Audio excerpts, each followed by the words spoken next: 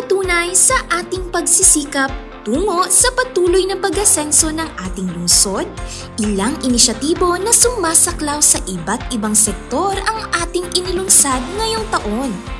Halina't balikan ang ating mga programa, parangal at tagumpay ngayong 2023.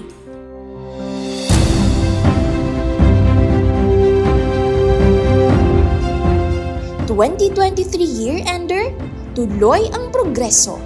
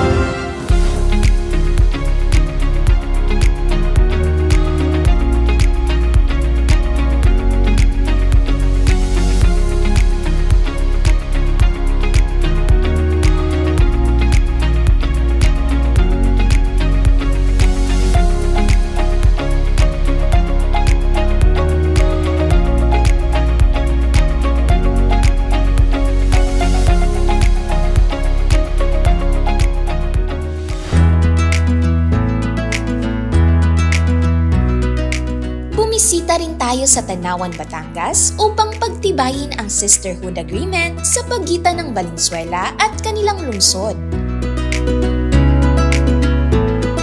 Ilang mga gusali rin ang ating pinasinayaan ngayong taon.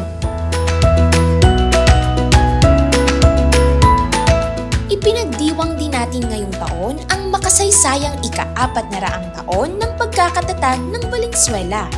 Iba't ibang aktibidad ang ginawa natin para sa selebrasyon na ito tulad ng maringal na prosesyon,